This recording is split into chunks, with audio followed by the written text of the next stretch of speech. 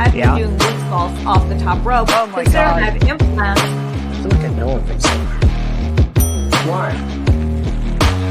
Why not? I mean, I thought about it for a long while before I did it. I mean, I got a lot of uproar from the whole industry, but who are they to judge me? Yeah, I mean, what are I they? mean, they can all go to hell. They don't pay my bills. No, you got a point. And that's that.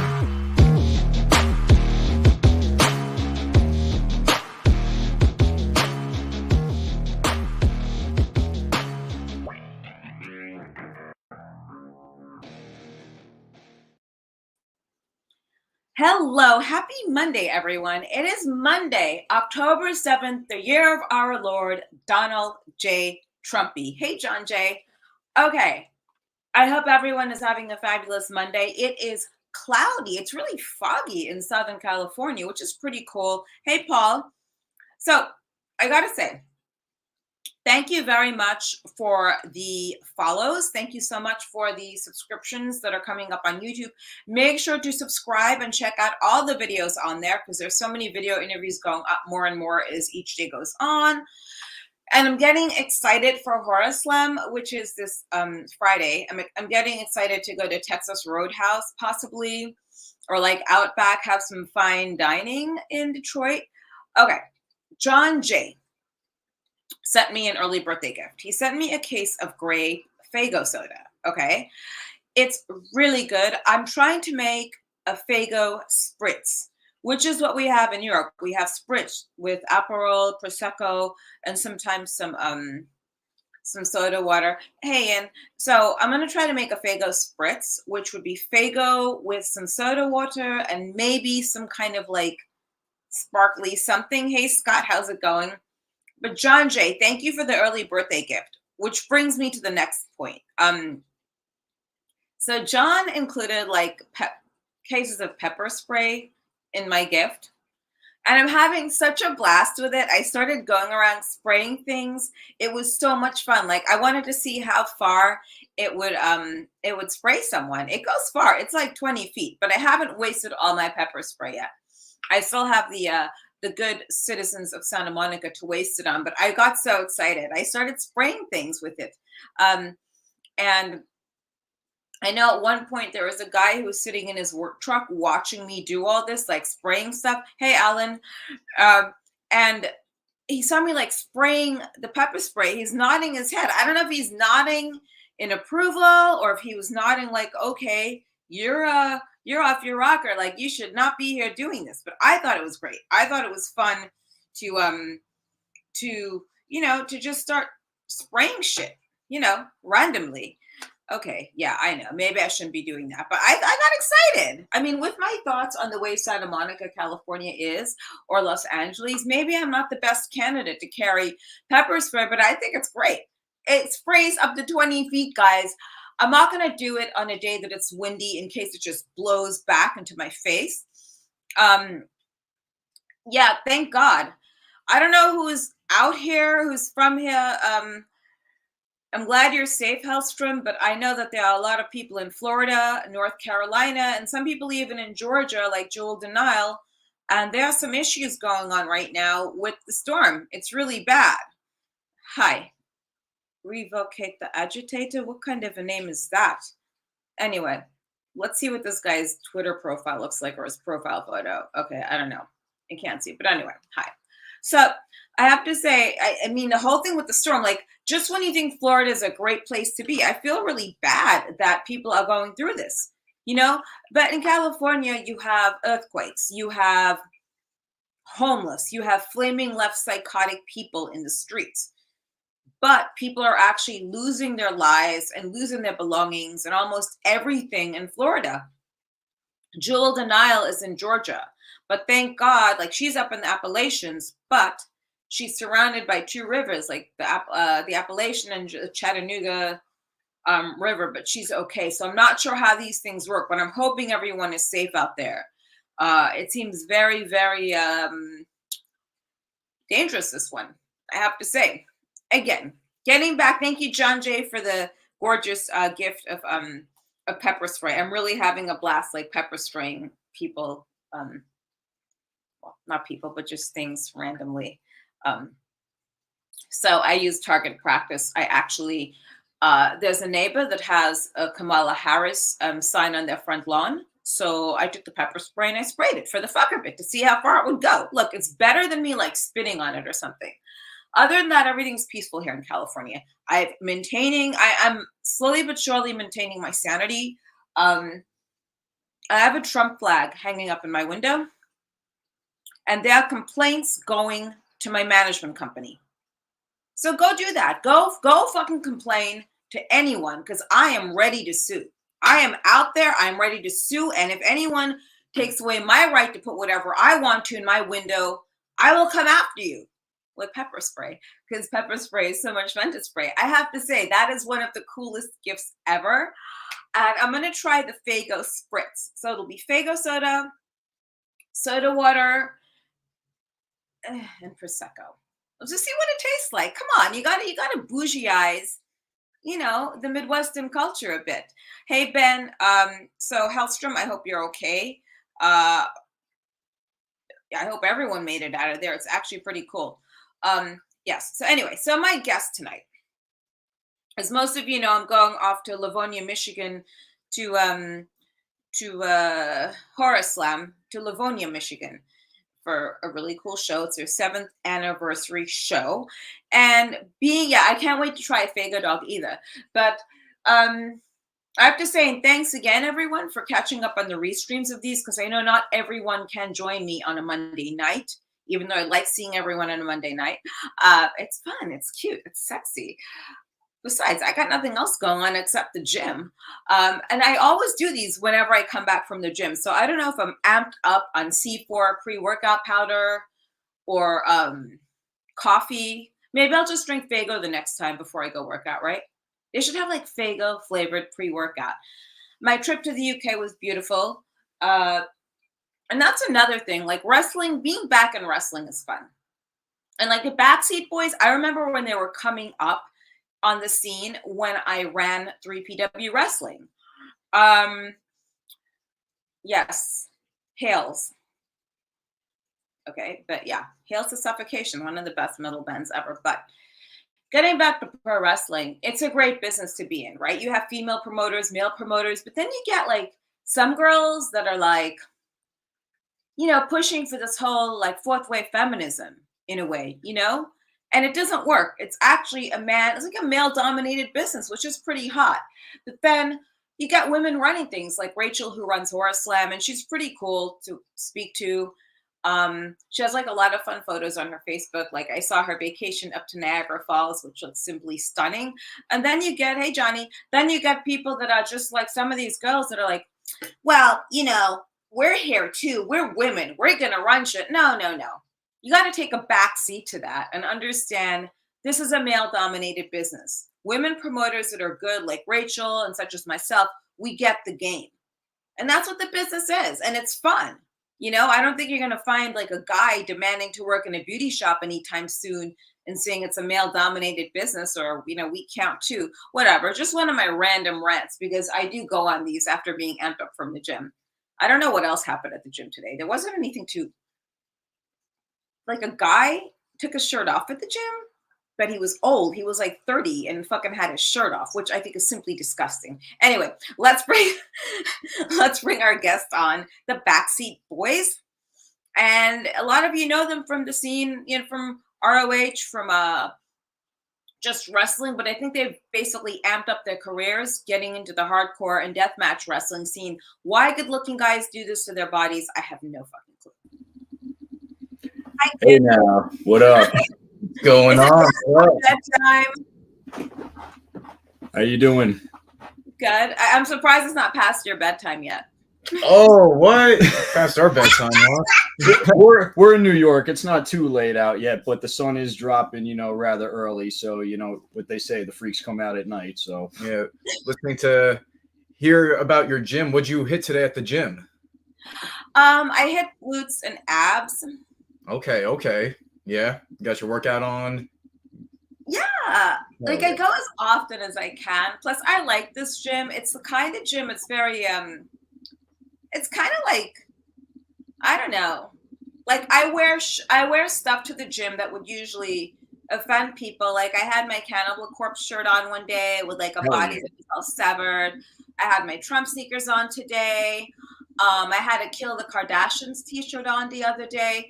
And I don't do it so much. It's just who I am. And, you know, I'm not going to be afraid to like to do psychotic things like that. How often do you guys go to the gym? Every day. I mean, since we're talking about the gym, we'll just plug this right here. If you guys like protein, hit up Redcon1 and use our promo code Backseat Boys and get all the supplements like the protein, the amino acids, the pre-workout, all that for the recovery, and then some. Use the Backseat Boys. Backseat Boys, all caps, for Redcon1 protein. I mean, you can get the gains right here. Come on. And he forgot to mention the fact that if you use our promo code, you save 10% off. Actually, 20%. Oh, 20%. Excuse me. So there you go. But yeah. So wait, what is the name of the company? Because Paul Corbin is like a workout junkie. He's in the chat. What's the name of it? RevCon? It's Redcon. Redcon. REDCON 1. And then Backseat Boys, BOYZ, or the Backseat Boys? Backseat Boys with a Z. All caps. Okay, guys. Yeah, go over to Redcon1 and then type in the code Backseat Boys with a Z and get up to 20% off. That's interesting. Do you use creatine? Because I think that bloats people. Yeah, no, I do use that personally. But again, with all the cardio and whatnot, I mean, again, all that, you know, water weight, you know, it dries out. I've used it. I've used it from time to time, and I don't really like it because it does a lot of damage on your kidneys and whatnot. But I do find that if you're trying to bulk up quicker, it's the fastest way to bulk up because, I mean, fun fact, 60% of your body weight is water. So, you know, it's the fastest way to put water weight on. Some gym talk. No, it's important because people need to be healthy. Like I do unhealthy things, like I shoot HGH into my system. There are days I don't even eat and I'll just go to the gym, but I'll just get amped up on like pre-workout. Right. You were talking that Fago pre-workout. Are you excited to have your first Fago dog at Horror Slam next week? Yeah, I am so excited it's happening. I think Chuck Stein made it happen, but I want to do a Fago spritz, which is like the European spritz, but with Fago soda water and Prosecco. Awesome. We'll have to get that on video and film some stuff for Trip TV and for your stuff, of course. Yeah, I've seen the Fago dogs at the first JCW we did. I never got to try one because I just can't eat that kind of stuff before my match. But I'm interested. I see in the comments people are talking about them Fago dogs. Yeah, we love Fago. It's important, I think, to try things at least once, whether you like it or not. You know, I tried dating someone that was age appropriate. I didn't like it, so I moved on, man. You know, you gotta step it up in life. Hey, now, that is a fact. Yeah, absolutely. Tell us about Trip TV. So Trip TV is our. At first, it was our way of releasing content for SPO Wrestling, the company that we run with Johnny Kashmir, based out in Philadelphia and New Jersey. And it's sort of taken on a life of its own right now. It's turned into the Backseat vlog. You're going to see a lot of matches and behind-the-scenes footage that isn't necessarily being streamed on any network because a lot of companies right now are sort of reshuffling. They don't necessarily want to run with either IWTV or it's hard to get a hold of, whatever it is, you know. So we're kind of taking the route of, you know, I guess independent artist and, you know, we're just putting it all out ourselves and we're throwing in, you know, just road footage, behind the scenes footage. Season 1 had a lot of Gathering of the Juggalos and JCW footage. So season 2 is probably going to include a lot of, you know, like footage from the last couple of weeks, maybe some footage from Horror Slam. You know, it's still being worked on as we speak. But we're having fun with it. You know, you could find it all on YouTube and it's not going to stop anytime soon. So, you know, it's a trip. It really is. I mean, again, anytime we're on the road, any opportunity we have, we just try to get some content and have fun. And that's what Trip TV is all about.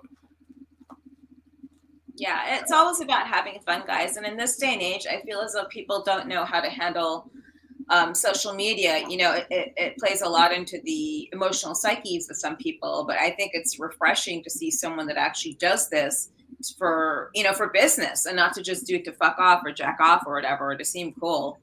Yeah. You know, Again, we can't rely on things like IWTV or Fight TV as just a way for our content to just be out there. Like we have to make it our own, so that's why again Trip TV is so special and important to us. And just not even just those other platforms, but you know what I'm saying. It's just like you can't rely on just all these other streaming networks to pump your content out. Well, that's important, but what was it with OnlyFans that you guys do? I know that you have like OnlyFans matches. Like, what? I know you don't have porn on there. I mean, No. we don't have OnlyFans per se, but we did have a stipulation on our show, Enough and Necessary, that basically, the loser had to, create an OnlyFans. It was a death match between Feral Face and Johnny Cashmere. And the loser had to make an OnlyFans, and the loser of that match wound up being Feral Face. And Feral Face, you could find him at Face666 on OnlyFans. He's known as the MILF Hunter and the motherfucker. And if you want to check that match out with the link to Feral Face's OnlyFans, it's available on Trip TV Season 1, Episode 5, and the Trip TV series finale. So But no, we are not on the OnlyFans personally. Nothing against any of that. No, I don't discriminate. Get your money, do what you got to do, and whatnot. But I think it's awesome that so many people are, I guess, just they have no shame and they're willing to take the extra mile to get their money right. In this day and age where it's like everyone is shameless. Right. Yeah, I want to ask you about your clothing, and this is probably going to be very kind of gross, but maybe not. Do you sell a lot of your clothing to men? Because I had a conversation with a wrestler today at lunchtime, and he told me that a lot of men buy his clothes. And I know in the UK, it's a lot of older men that are buying clothes from these young boys. Yeah. I mean, had offers. I've actually sold, I've sold, ring worn gear, like trunks and stuff like that. I'm not going to, deny it and everything like that. People are like, oh yeah, like, what do you have, and I just say, hey, this is, the set of gear or whatever that, I'm looking to sell, and that's that, and just keep it professional, sign my autograph on there and, negotiate, so, hey, if you're out there and you want a pair of silver pants, hit up the Backseats. Yeah. So a couple of weeks ago, actually, on our Spocast, which is our weekly podcast that we do every Tuesday with Johnny Cashmere and Big 80s Donnie B, we were trying to sell a bunch of our old silver pants. And the gimmick was because we were seeing other tag teams come out in the silver pants. And Jasmin, the Backseat Boys have been wearing silver pants since 1999. You know what I mean? Irregardless of if he and I are the original Backseats or not, it's in our code to wear silver pants. We don't just do it just to do it. So we saw a lot of people, biting our style. We felt very Bone Thugs and Harmony, like everyone out there was jacking what we were doing. So we made the offer and we said, hey, if anyone out there is looking to don some silver pants, you can get them ring worn. You can get all the sweat and all the perspiration that go into, being a Backseat Boy. You can get all the odor. Yep. All of it. All of it. So to answer your question, I mean, we busted chops and sold some of that ring worn gear because some people got to make a hustle out here. Silver wrestling pants season from Dirty Dick Flair. The pros do it,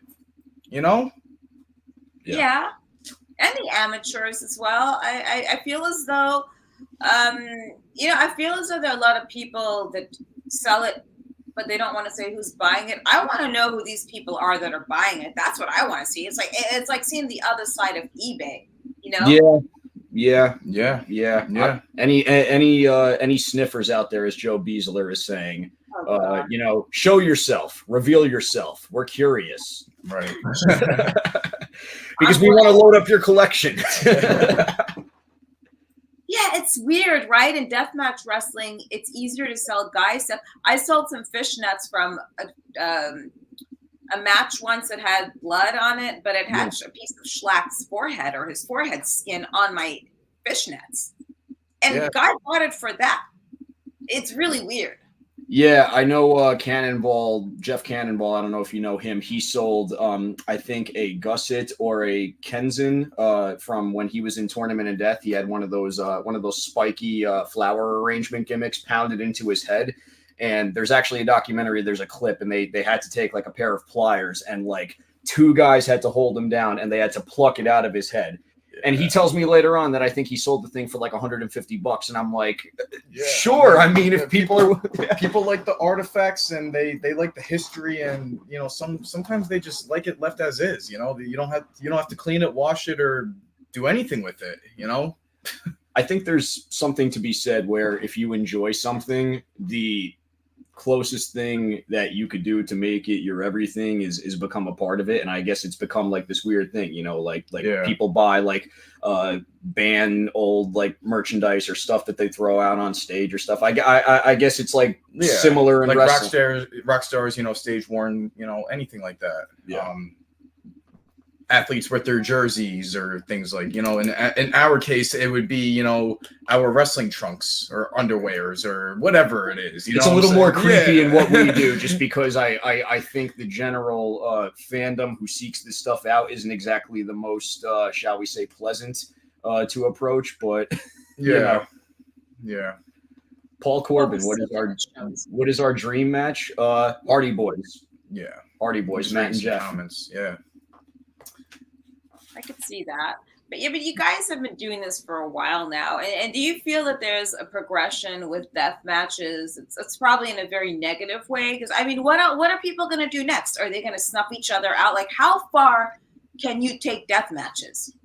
So we've thought about that for a long time. I feel like the only next plausible thing is somebody pulls out a gun and, you know, licks off a couple shots or whatever. But that's... I mean, I don't know what's next. I mean, aside from damn near pulling out a gun. I mean, you've seen almost everything between swords, knives, light tubes, barbed wire, fucking fire, car wrecks. I mean, cars are the big thing nowadays. So, you know, what's next? You know, are we gonna are planes gonna get involved? Are helicopters gonna get involved? But I got appreciation for deathmatch, you know, wrestlers. I respect it. I'm not taking anything away from what any, you know, deathmatch wrestler does. I respect it to the fullest. I mean, you know, I got certain limits, and you know, that's that, you know. I don't particularly care for anything that involves needles and puncturing because that's just not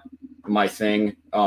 You know, we grew up on the tables, ladders, and chairs matches with the Hardy Boys. That was what raised us. And from that, we found, you know, the independent stuff. So we naturally found, you know, stuff like, you know, CZW and a little bit of IWA Mid-South, JCW, et cetera, et cetera. Yeah. So there was a lot of stuff that we were able to pick and choose what we liked, what we didn't like. We liked a lot more of the car wrecks compared to the hack and slash type of death matches. Yes.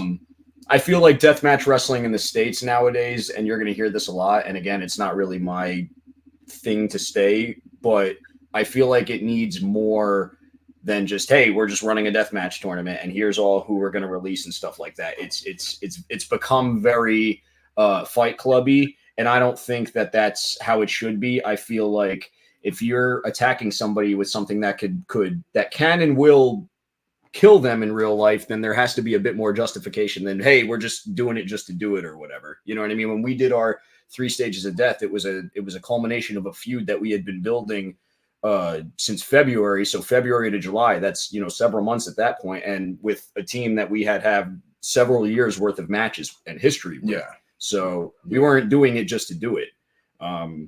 And, you know, with that being said, if there's a reason or a rhyme or I guess a big enough payday to do it, then, you know, sure, why not? But to answer your question, I don't think that death matches can and will evolve to a point that change needs to happen, because I think that people are cognizant enough to know, like, all right, like there are certain lines that just shouldn't be crossed. And it's getting harder to decipher that, but no, I don't think someone's going to pull a gun out in a match. I don't see it happening. No, none of that. No. Maybe we could ask Brett Lauderdale to do that. We'll have a gun match. But Yeah. no, I agree with what you're saying. But like in the UK, when they do death matches in the UK, I could tell you, working over there, it's more story and character based than in the States. In the States, I feel it's just like a free for all. Let's fuck everyone up, and you know, people see a lot of these guys as white trash wrestlers who beat each other over the heads with light tubes. Yeah. Yeah. POR does a lot of stunts with cars, and I really I saw the whole thing with Mickey Knuckles, and it just really freaked me out, you know. So someone said that Brian Pillman. So does anyone know about this? Brian Pillman pulled a gun, and the sharks. This has got to be a rib. No, she's Dirty Dick Flair. They're referring to the promo where Austin busted into Pillman's house back in '96, Okay. and Pillman called. No, we're talking about in an actual match, a pro wrestling match in the ring, not a promo, not the thing where Steve Austin pulled the gun out and the Joker flag came out, or no, an actual loaded gun being aimed and fired, and the bullet coming out and no, that will not happen. I mean, but yeah, I mean, we saw it like even I think last night or over the weekend at Circle 6 in LA. Cruel was thrown into like a casket and got lit on fire, and the stunt kind of like, at one point, I mean, how long can you stay in a burnt casket for? Yeah. You know what I'm saying?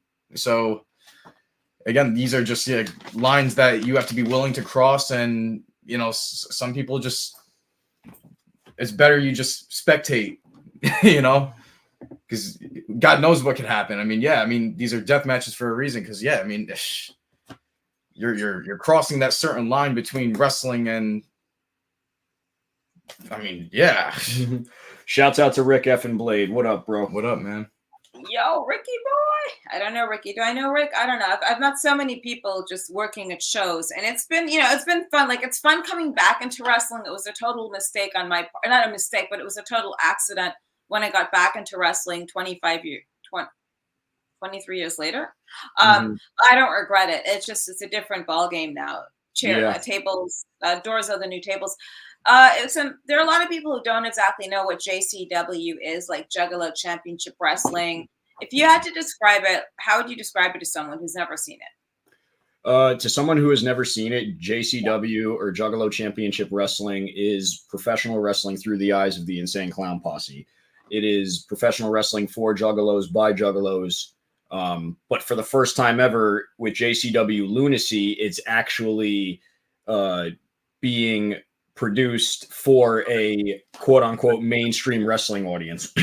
And the reason for that is because for 20 plus years, since 1997, when the ICP put on their first event, everything was through their eyes for the Juggalos. The Juggalos were the priority, et cetera, et cetera. Now, wrestling being the way it is, and I'm sure you'll agree with this, Jasmin, there's a lot of people that are trying to say that they're running the biggest show in town, and they're doing wrestling right, and they're going to be the next ECW or whatever. And I think, not to speak for anybody, but I think the people that are involved in, the running of JCW kind of took that, and they got, they felt some type of way about it. Like Michael Jordan, they took that personally. So I feel like now, kicking into high gear, you're going to watch JCW and you're going to realize, oh, this company's been around for 25 years. Wow, they're really fucking good. Yeah. They know how to, cut to, different shots. They know how to, light properly. They know how to package wrestlers accordingly and not just go out there and do the same matches over and over again. It's old school, weekly syndicated wrestling in an era of streaming, and got to have everything right now. Yeah, I agree. Like, I've seen some of their stuff. It'll be my first time meeting Violent J, but I hope to work some of their events. And, I think I said this before, whether it's in a managing position or even doing interviews, because if you're doing stuff like, especially to build character, I think that today wrestling lacks characters, and that's how you put yourself over, is in a promo. Not everyone wants to shoot a promo. Not everyone wants to, to take that time out to do it. Like, not everyone, like you guys. I will be on Sabu's Twitch tomorrow night. Yes. But I'm excited. I've never done Twitch. There's just so many social media platforms these days, and it seems like everything's taking over. It's like, it's tedious. I don't know how you guys do it, but you kids are like little babies, though. 23 years old, like, seriously. A little older than that, but yeah. That's nice to hear, though. Thank you. So what do you guys have lined up for yourselves over the next few weeks? So over the next few weeks, we will be joining you and the rest of the squad over at Horror Slam in Livonia, Michigan. We will be on the Insane Clown Posse's Train of Terror tour from October 23rd to October 31st, and information for that is all on psychopathicrecords.com. You could also catch SPO Wrestling live from Harrah's Casino in Philadelphia November 2nd. You could see matches such as Rick Effin Blade taking on Simon Gotch. You could see matches such as The Feral Face and Pat Dynamite for the SPO Gold Championship. And you could see Courageous Christina Marie taking on Tasha Steele for the SPO Women's Heavyweight Championship. Excuse me, the Women's Championship. I don't know why I said heavyweight. It's just, force of habit. At this point, I mean, they can be anything. They can be. I mean, women's wrestling is picking up. It really is. It really is. I mean, they've come a long way in the business, I will say. So, women in general have come a long way, and not to get off topic, Jasmine, but I really do think a lot of that is owed to women such as yourself who weren't afraid to say, no, I don't need to go out there and try and, be the best technician. I'm going to be myself, and I'm going to get the biggest reaction every single night. And that's why a lot of the most remembered things in ECW and in 3BW were the cat fights and the dog and pony shows, as they say. That's what we use today to describe our terminology, just based off of the foundation that people such as yourself and everyone else that was involved in those angles did it. Yeah, you just have to go with it. I've worked with some girls, not too long ago, not in London, by the way, but in the States. And they just, some of them just show up drunk to shows. Like, I'm a veteran. I know how to drink a couple glasses of wine and do my thing. I'm not going to fuck up. I'm no necro butcher, by the way. I mean, he can go, but you get the younger girls and they just don't get it. Like, there's psychology to stuff. And if I hit you with a Singapore cane, you fucking sell. If you're not going to sell, then I'll just beat the living shit out of you until you do sell. It's the same thing with these younger kids that don't want to, sell. And that's why I like working with younger talent, like managing younger talent, because I feel as though it's I like Sherry Martel, like that whole dynamic she had with Shawn Michaels and everyone else she worked with. So why did you guys decide to get into wrestling anyway? Was it just something, it was a passion? Because to me, it looks like you guys are doing it full time. Yeah, this is all we've ever wanted to do. I mean, as long as we've been growing up, it's like since we first seen it on TV, it just captured our eyes. I mean, it's all we've ever wanted to do since we've seen it on TV. Like, just watching the Attitude Era growing up, from there on, like watching people like the Hardy Boys, The Rock, Stone Cold Steve Austin, Shawn Michaels, Triple H, Kurt Angle. I mean, all these larger than life characters, at least from our era at the time, it was so cool to watch. And again, it was just all that was on our mind. I mean, we played the video games, had the action figures, I mean, had the posters, I mean, everything. It was just wrestling. And some kids say that they want to grow up and they want to play baseball. Some kids grow up and say they want to play football. We knew that we wanted to wrestle. And we knew that, once we got into independent wrestling, like following it, that was when we realized that it was attainable. We started seeing, guys like the Backseat Boys, Nick Mondo, the Insane Clown Posse, Blackout, et cetera, et cetera. And these were guys that were pioneers of the independents in their day. By the time we broke in, the Backseat Boys were no longer a thing because Trent Acid, rest his soul, had passed away and Johnny Kashmere was taking some time out of the business. So we had to forge our own path and, start, off just like anyone else and, pay our dues and, school hop and whatnot. And for a while it was managing going to college and managing jobs and managing life and everything. And recently, to put things into perspective, I would say for the last year, it's just been wrestling has been our full-time, thing. I mean, we've literally everything that we've ever done in life, even before wrestling, has been for wrestling. Like the sports that we played, even going to the gym at a very young age or just being active has all been because we want to become professional wrestlers. And the more that we excelled in the business, the more that we did sacrifice, I mean, such as even going through from job to job. And again, having to balance having a job, going to college at the time, going to wrestling school and so much more, you know, just all it's all sacrifice, but it's because we love it so much. Yeah. You know, when you have the passion, when you have the heart and the desire to do something, it's like nothing will stop you. And that's, in our case, it's wrestling. And I mean, to be doing it with my brother also, I mean, it just makes it even more special. Yeah. It's a wonderful world, and I'm like grateful. As much as I didn't exactly, as much as things ended pretty terribly this time with XPW, not to my, to my wanting. Like, I'm grateful to Rob Black for bringing me back, right? Or else we wouldn't be sitting here. I'm grateful because I was introduced to Necro Butcher that way, and I'm very grateful to him for introducing me to Pondo and taking me to Japan and all these other great adventures. You know, even helping him get back from Japan to the States with a busted hip, which I want to kill him for to this day for still, but I'm not going to. You know, it's a crazy world, and you're lucky you could do this as a full-time thing. And I believe, like, everyone, before you step into a ring, you should be trained. You know, I trained before, like, on my own. I was paying for classes with Sue Sexton, who was a glow girl, and Manda Guerrero was training me. Because of my size, I'll always be a manager. And that's totally fun. Like, this is what I want to do, or I want to work backstage. But when I run shows again next year, because I'm partnering up with a European company, I put you on shows. You guys are pleasant to work with. And I like your outlook. Like, you're not bitter yet.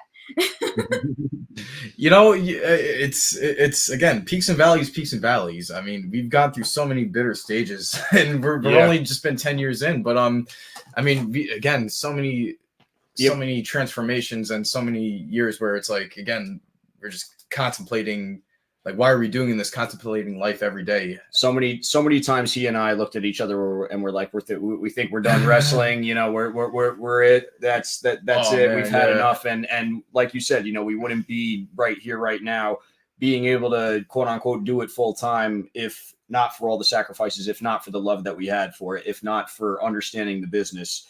You mentioned in your training that, you know, you were trained to manage because of, you know, the skills that you had, and, you know, just there were so many women wrestlers at that time breaking in, trying to do that. Him and I broke in, and it's like we immediately were trained as a tag team, and we respected that, because how many wrestlers out there are out there trying to be singles wrestlers, or how many guys are out there just trying to make a name for themselves, whether it's as a rapper or a, you know, solo act. Nobody, to my knowledge, there's very few brother tag teams out there doing what we do, you know, full time, not just wrestling, you know, actually, you know, running multiple social media accounts, running a web, you know, production series, and a weekly podcast, and, you know, running events, and, you know, helping multiple companies, et cetera, et cetera. You know, we're a machine. Yeah. And, you know, we would be happy to, you know, work for you anytime, because, you know, whatever brand you help, you know, bring to the table, we would help, you know, elevate, and vice versa. Yeah, it's a challenge, you know, like, I treat myself as a brand, and that's, you know, and then it's just using the brand. But yeah, I was actually trained to wrestle, but I've done maybe 4 tag matches in my life. My first match I ever did was with Sherry Martel. Wow. Rest her soul. Yeah, I mean, she was a lot of fun to work with. I loved Sherry Martel growing up. I wouldn't do what these girls are doing now. Some of them are just so pretty, and they, you know, they ruin their faces, like Lindsay Snow, Angel Metro, and they're going out there getting bashed by stuff. Speaking of which, Joe Beasler, you have my Singapore cane. Don't do anything with my cane. Do not do anything, because I left a weapon with a friend. And it's just very interesting how he and I met. Like, today's strangers are tomorrow's friends, and that's one thing I've learned in this business. It makes them hotter. Yeah, coming from this guy likes to cut himself in front of people. Nice. He's sick in the head. He's as sick as we are. But I don't know. I think it takes a very special person to get into this business and like it as much as the two of you do. What do you guys have lined up for Horror Slam this Friday? And Horror Slam this Friday, guys, is in Livonia, Michigan. You have to come by and check out the show, get Fago dogs, whatever you want to do. It's good, clean fun. It's for the family, I guess. Yeah, right? I think this is the 7-year anniversary show, right? It's the 7-year. It's the 7-year Horror Slam anniversary show. Pull up, hang out with the Backseat Boys, We and got Jasmin ourselves- St. Clair, the Duke of the Wicked, Violent J, Congo Kong, the entire cast of characters at JCW, and yeah, we got an open challenge. Backseat Boys are issuing an open challenge. All right, the three of us, myself, Tommy, Johnny Cashmere. You already know it's an open challenge. So whoever's in the back, if you have what it takes, come out. Step the fuck up. I don't think these people. What is the crust lord? I mean, is this some kind of weird like What cult? is this shit? What the fuck am I stepping into? Like, what is this? Well, clown? the Crust Lord, if I'm not mistaken, and maybe y'all could correct me, there is a gentleman who he's like a Juggalo Bozo the Clown, and he's the gentleman that's going to be cooking the Fago dogs, if I'm not mistaken. Okay. Well, we don't want to be mean to him because we don't want him to like spit or piss on our dogs. Okay, now Rick Blade. Nah, he's awesome. He's cool people, and they got cases full of Fago and all that, so you know it'll be dope. See, that's the perfect manager spot on like a big show. Okay, this is the wet dream match. It sounds crazy. It's to like manage Pondo on a JCW show. All right.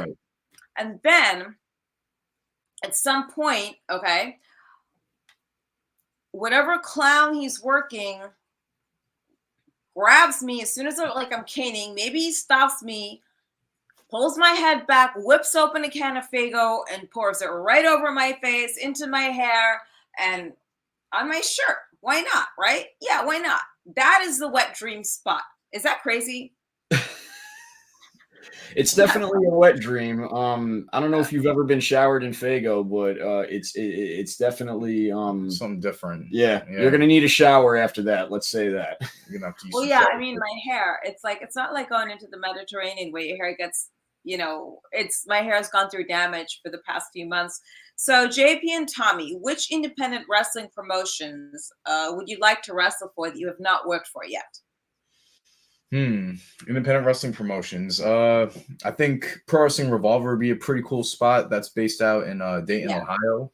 I would love to wrestle for West Coast Pro Wrestling out in California because it's the one state that I've been to that I haven't yet wrestled in. GCW, that would be pretty cool. I mean, we've done a little bit here and there when we were younger, but I mean, again, we want to go there. Well, she's talking about independent. GCW, I guess, yeah. GCW is yeah. I mean, where else? I would love to. I'm at this point. I'm more focused on destinations than promotions. I'm more about states and locations, and countries rather. My dream is to, for him and I to go to Japan, and really just go to anywhere to wrestle. We've been to Canada. To wrestle. He's wrestled in Mexico. I've been to Mexico. I just haven't wrestled in Mexico, unfortunately. But if there's a ring anywhere and you got 3 guys, just pull up. I'll film it. I don't care. International Trip TV episode at this point. Yeah. I mean, I could probably get you overseas. I could help at least. That would be awesome. You go to London, work for like CXW Extreme, go to like Rise, go to Bleeding Gums, places like that. And that's character based, and they have some really good. Everyone there is really good. Well, let's put it out into the universe. The Backseats have our passports. We would love to go to the UK. Any wrestling promotion out there that would love to have us, we would love to do it. I'm down to mix it up. I want to wrestle, some singles. I want to wrestle some tags, some trios. Do it all. Yeah, that's. I mean, we get the name of the game is just to get your name out there, get all the experience, whatever. I mean, wherever you can go. I mean, again, I'm not trying to be picky. At this point, I want to go where wrestling takes me. Yeah, well, I get what you're saying. I get picky, but I know that JCW and GCW are on the top of my list. Where it goes, I don't know. Like, I was very fortunate to go to Japan to work there, and it's a very intense experience. So Joe Beisler or Beisler, he's saying the Backseat Boys versus the Cougars. What are the Cougars? Atticus and Ogadis Cougar. Oh, those two Cougars. It's spelled Cougar of Joe. Beisler. How do you say this guy's Beisler? Beisler, I think. Beisler? Okay, It's German. No wonder. That explains everything. Yeah, I think that would be a great match. I think Atticus and Otis are kind of underrated in the scene. I think that they could be used more. Who's someone you'd want to have a match with? I know everybody said the Hardy Boys, but if you had to think of the Yeah. indie scene, who would you list? So my dream match personally has always been RVD. So just anything to do with RVD would be great. But right now, realistically speaking, I think him and I would have a really good match with Violence is Forever from GCW. I think that we would have a really good match with the Kogars. Yeah. I think us and the Rascals would be a good one. Trying to think. I mean, I would love to wrestle the Young Bucks at the Lucha Bros also. They're just two more brother tag teams. The Motor City Machine Guns, they just got signed to NXT, but that's another tag team. Dirty Dick Flair, Sabu, and RVD. Fuck yeah. I would love that. I'd like to do something with the new incarnation of the FBI. I think that would be a pretty fun match. Yeah. Yeah. I think, again, just like we just wrestled the Outrunner. So like fun dynamics like that, I think with like just cool gimmicks that can complement our character or our gimmick or our brand rather, like the Backseats, anything like that with a cool gimmick. Right. We're all about like Brothers of Funstruction. Yeah. And JCW. That would be a fun one. They're one tag team that we haven't wrestled yet that I really want to wrestle just because, it's the best of both worlds. They're Juggalo clowns. We're Juggalo boy band. So it's like, if there's a crazy universe theory or chaos theory, like we're totally down for it, Yeah. Yeah, I believe in that. I really do. And I believe in crazy universe theories as well. If that makes any sense. Like I put it out there, but I think you got to put it out there. That's one thing. Too many younger people today, excluding yourselves. Oh my God, I'm just going to like put it out in the universe and manifest it, not like do the work. So I was sitting, this is the best one. I was at the gym a few weeks ago. This is pretty obnoxious. I think this is why people give me dirty looks when I go into the gym sometimes. This girl was like talking on her phone. Like, it was so annoying. And she had like that voice, like, I don't know, like kind of goes up, the insecure voice. And she's talking about, okay, you're on a fucking treadmill, bitch. You have a drink, you fucking whore. And you're on the treadmill with your fucking pregnant belly out. What the hell are you doing drinking pre-workout? Like, that's when you call CPS, right? Yeah. So, right. Yeah, I'm a right-wing nut job. I don't give a fuck. So, she goes louder and louder. I said, dude, you didn't manifest your pregnancy. You spread your fucking legs and someone ejaculated in you. That is how you got pregnant. No, you didn't manifest it. It's not immaculate conception. What? Oh, yeah. She complained to the manager and they're like, yeah, you shouldn't be speaking loud on the phone. By the way, did your doctor say it's okay for you to come in here pregnant? This woman was like ready to burst. Like you could see the arm sticking out of her twat from the baby already. Well, not literally. She's just really big. That's all. Yeah. I don't know. Is that dangerous to work out if you're that pregnant and like drink pre-workout? Yeah. The pre-workout definitely is. And I would imagine if you're that pregnant, you wouldn't want to work out. Yeah. I mean, and if you did, you shouldn't be at a gym. You should be maybe at home or doing a Lamaze class. Yeah. Maybe she wasn't pregnant, but she was. Yeah. Okay. I got to stop being cruel. I'm trying to be nice, but I am Jasmin. This is just, what you see is what you get. I tell people that, my Monday nights are my very, what do you call it? They're very relaxed. It's a very chill night. Like it's like a no makeup night. I went to the gym. I came out, I showed up, and that's the important thing is showing up. What do you feel indie wrestling is lacking these days? I think indie wrestling nowadays is lacking unity. It's very much a prison playground. I think when we grew up on indie wrestling, it was very much the days of the territories were gone, but I feel like the promoters at least all tried to work in unison in that the guys who were set up to, look good and, get to the next level, get to TV, for the most part, everything seemed like everyone was playing their position. And if there were like indie wars, it was all a work. It just meant that guys were getting used and whatnot. I feel like that's gone. I feel like nowadays it's very much the days of, you could work one place, like somewhere and, go someplace else and nobody's going to know who you are. And it really comes down to, there's a lack of unity in the wrestling landscape because the promoters and the companies aren't working together at all. It's just it's a free for all. Right. I can honestly just, if I had to say anything, I think it's again just creativity and being original, and I think every era has like a certain trend that they just, when you're just starting out, you feel like you just have to follow it, you know what I mean? And you think that's like the way because everyone else is doing it. And I think the whole time is just like, you just got to figure it out and figure out who you are as an individual, not just because so-and-so is doing this, that's the right way. You know what I mean? Yeah, I see a lot of that, and then people kind of go with trends and stuff, and it doesn't necessarily work for everyone. Yeah, And whether it's the style of like how people are wrestling in ring or what they wear as far as gear or their character, how they cut their promos. I think that's the biggest thing. Again, just the trends that go on in wrestling. And it's also the way the shows are, the way the shows are shot, the way the posters are being done, the talent that's being used, et cetera, et cetera. If you can identify how many different wrestling posters or wrestling events have, the exact same formula, the exact same, et cetera, or it's using the same guys.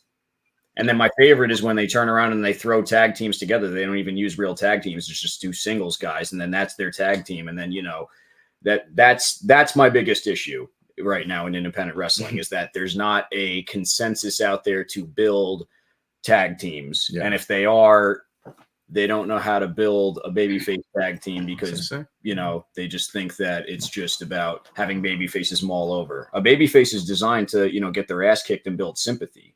A babyface is not supposed to look strong. People have this huge misconception that wrestlers have to look strong all the time. Otherwise, you're not going to get invested. Yeah. so someone wants to see you guys versus Deppin and Speedball. Now, John Jay wants to know if you think that the PG era, we're now in limits of creativity, which I kind of see sometimes. I feel as if sometimes we're going, like, go. If you answer it first, I'll tell you what I think. I got to get my my head wrapped around it. There you go. Well, I guess to answer that, growing up, I guess as a fan, I didn't like PG wrestling. I thought, again, it was like watching Sesame Street, you know what I mean? Or just something, it wasn't wrestling. But after watching this whole Mr. McMahon documentary on Netflix, it definitely makes sense of why they made that move. And I mean, during that time, you can see the product and the sponsorships, and it was a money grab. It was a money making decision, and it was a bailout because of the fact that they were dealing with controversy in the media post Benoit. So it was to answer that. I mean, not to get into all these specifics with all those factors that go into why it became PG. I mean, yeah, it definitely does have to limit the creativity and what you can and can't do. I mean, listen, I'm an attitude era mark to the day I die. I'm all about, like edgy and shock value and et cetera, et cetera. But I think that people have to remember that the world is just a different place. The things that you could get away with back then on public TV, you're not necessarily going to be able to quote unquote get away with today. And it goes beyond just television sponsorships. It goes beyond just, is this something that is culturally significant enough for us to put out there? Yeah. You might think it's funny, you might think it's cool, or would get a good pop, but do we honestly want to watch something out there in wrestling right now that would, make an allusion to current day events? I don't. Right. I watch wrestling for the escapism. I don't want to see my news on my wrestling. That's just me personally. But I could see where you could create allusions to it, but things like Slaughter and Hogan, I don't think that would fly today. Yeah, I actually think where the product is right now is actually, it draws a good fine line between I guess suspending your disbelief. You know what I mean? Because when you're watching the thing, when you're watching it at PG, it's like, all right, like this is hokey and stupid. But then you go back and watch some of the stuff in the Attitude Era, it's like, damn, like I can't believe I'm watching this. Yeah. So there has to be that fine line of, you know, what's okay, and then also what's really important is the wrestling, in my opinion. You know what I mean? We watch Monday Night Raw because, you know, we want to watch wrestling, and, you know, the storylines and all that stuff. I mean, obviously that's what keeps us coming back and watching it more and more. But, you know, there has to be that fine line as far as, you know, like, is this okay to be watching and then going to school the next day and, you know, imitating this, you know what I mean? Like flipping your, you know, teachers off or going suck it, you know what I mean? Which probably was the shit back in the day. Yeah. But, you know, again, people are saying like, oh, would you let your kids watch the Attitude Era, watch that stuff back in the day? Me personally, now it's like, shit, I don't know. My parents let me. Yeah. I think it depends on how you're raised as well, because Yeah.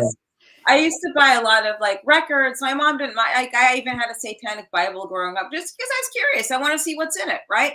But that, like, watching an hour of TV has no impact on how a child behaves. This comes down to the parenting. That's what really, it does. you know, no one's going to go out there burning churches down. No one's going to go out there like doing suck it and all that shit and like giving, you know, pump handles to a teacher or whatever, or like other kids in a school. Yeah. You know, unless you know, your parents are going to tell you got to differentiate fantasy and reality. So I don't know. I think that they should start flirting with that stuff again, because it was a great time. And I feel as though now you watch AEW. I love seeing Prince Nana do his stuff, and they have some great talent there, but they're spot monkeys. Everyone just wants to get their shit in. No one wants to think about absorbing it, you know, breathing the garlic in to the into the oil and just letting it simmer and telling the story. And that's one thing I learned with Necro Butcher, was telling the story. And one thing I've noticed a lot with, especially with a lot of these younger managers, is they're trying to get themselves over. And that's not why you're by the ring with a wrestler. It's not to get yourself over. No. And you got to explain this to people sometimes. It's like, it's fucking annoying. I don't know how these people do their damn seminars, man. I would just be like, now Paul wants to know if you had any stories on dealing with a shady promoter, and you don't have to give the names, by the way. Plenty. Many dealings where, I mean, the last thing you want to do is, you know, hit someone up because you haven't been paid yet or anything like that. I mean, but that's common. I feel like in indie wrestling, you know what I mean? No, we don't. We're not going to get into specifics or nothing like that. Go. I mean, no, the whole payment thing is that's not even an issue. I'm talking about people actually genuinely like doing like scumbaggery shit. You know, thankfully those guys are few and far between, and things of that nature. We've had some real fuck shit happen to us on some shit. You know what I mean? But that's a story for another podcast. Yeah. Yeah, we all deal with it. Look, I worked with someone before like that. So it's just, sometimes people don't change. If you're 20 years later, they're going to do the same fuckery, just in a different level of fuckery. And, you know, you can't do this in indie wrestling. There was a show I worked on once, and the promoter, this is years ago, people are supposed to get paid. It's when New Jack was alive. And this asshole goes running out the back door telling someone, hey, start the car, let's get out of here. They were in the Midwest, like Minnesota or something. He goes dashing off. We found out where he lived, and New Jack went to his house and took his watch until people got paid. People got to get fucking paid. People got bills to pay. Good, right? Yeah. No, sometimes you got to take that initiative. I said the other day, you know, the wrestling business really does need like New Jack back in it. You know, I unfortunately we only met him one time, but I think, you know, I think the world and wrestling is a different place without Jerome Young. So just want to say shout out to the OG, RIP. Hope you're up there having a blast, man. You know. Oh yeah. Yeah, he was one of the originals. I mean, they were doing gangster shit. They just used, was it a Public Enemy or an NWA song they used, and they didn't give a shit about getting clearances. It's like, you just do what you want. Ice Cube and Dr. Dre, natural born That's killers. what it was. Yeah. Yeah, he didn't care. He's like, fuck that. I'm going to use it. No one's arguing with no one argued with New Jack over decisions. I could say that much. Nope. So can you plug Trip TV again? We did blow together. What? Oh, okay. I'm sorry. I'm like, Them okay, and New Jack. Yeah. yeah. I'm like, who did blow with him? That's just disgusting. I never thought wrestlers do blow, right? So tell us so we can go ahead and do your plugs again really quick for Trip TV, because I think that's interesting. Is it 2 P's or 1 P? Yeah, so Trip TV is singular. It's TRIP, Trip TV, and you can catch it on SPO Wrestling on YouTube. Season 1 is currently out there in its entirety. Season 2, episode 1 will be out very shortly. And yeah, you could stay up to date with all of Trip TV info following the Backseat Boys on all forms of social media, as well as SPO Wrestling on all forms of social media. What's SPO stand for?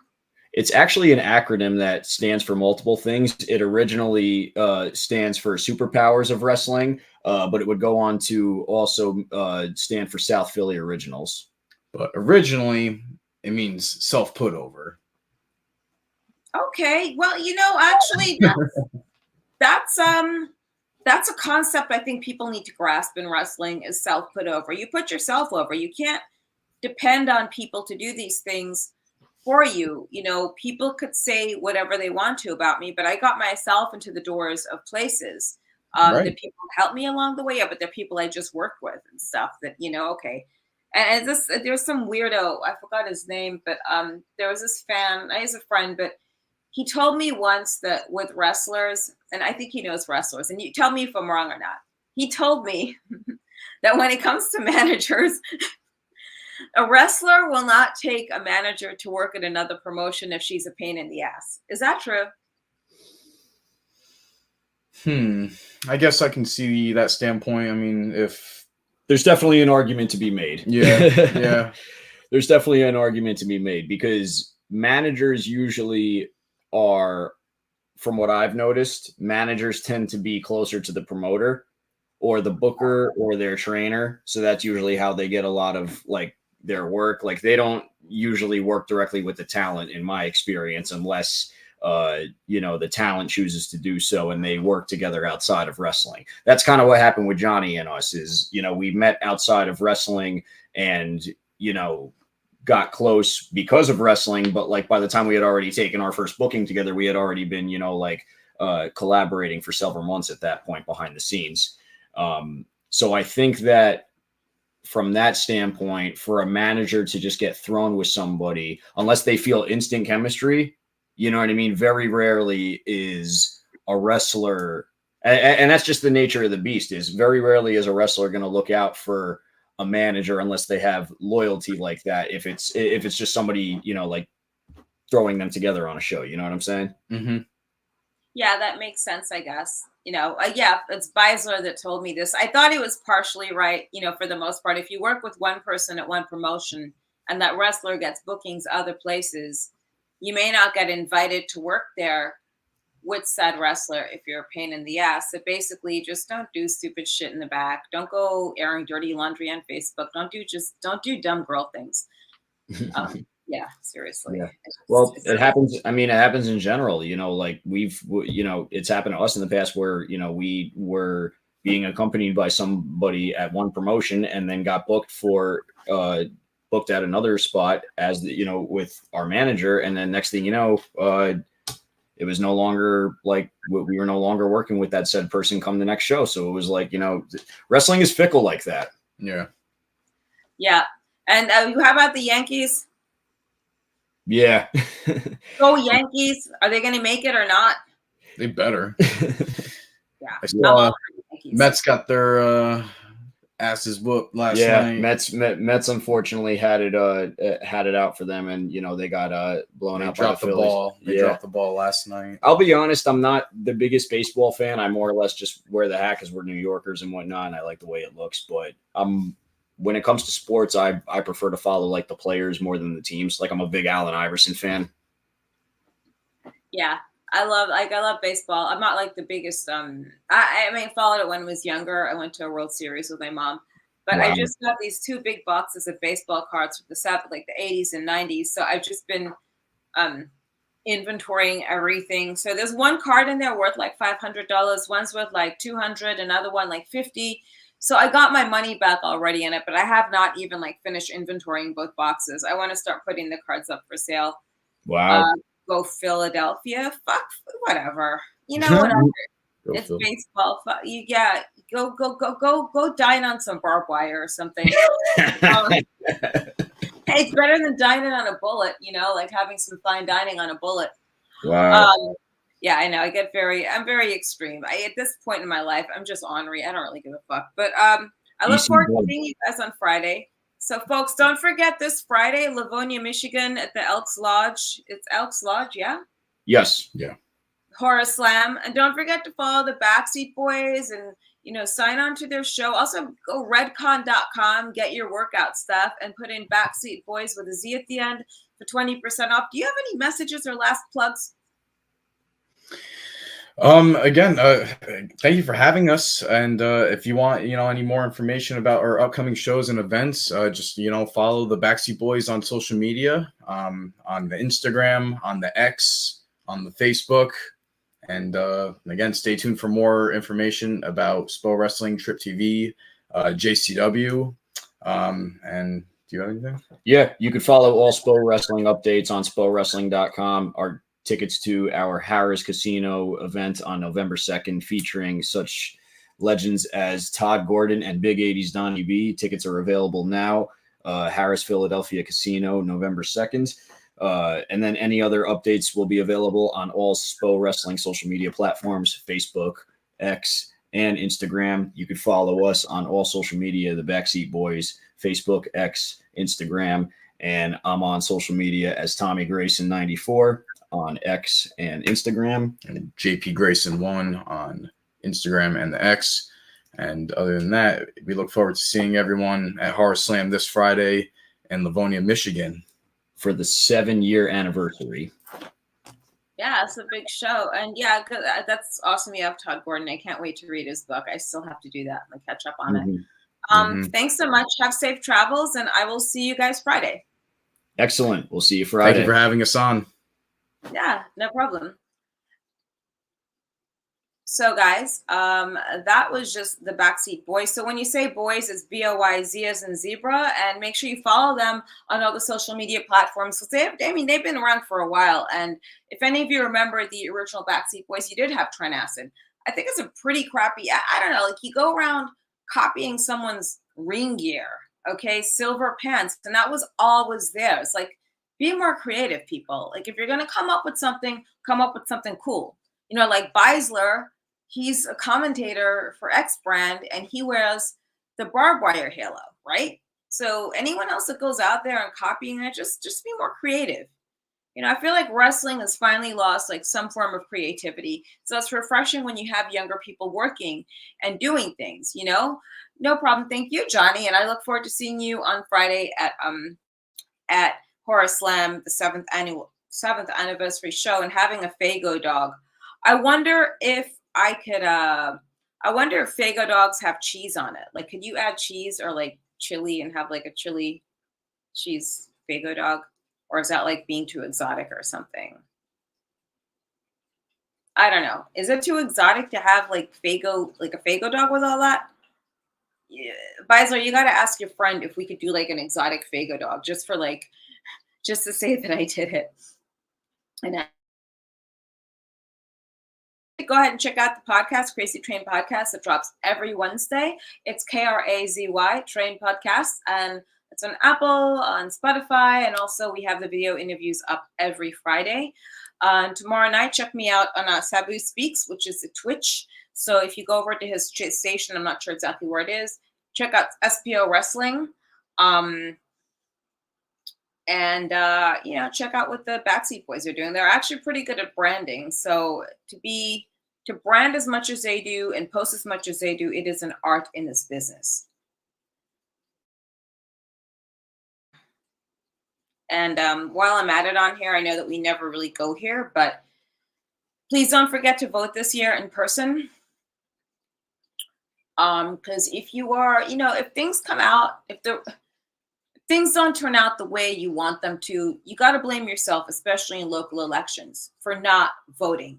And that's the truth. Here's a link to Twitch. It's Twitch TV, The Real Sabu ECW.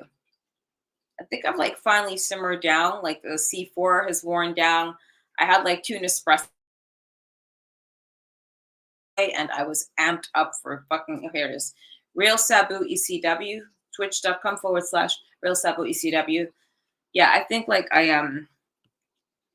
was amped up before on C4.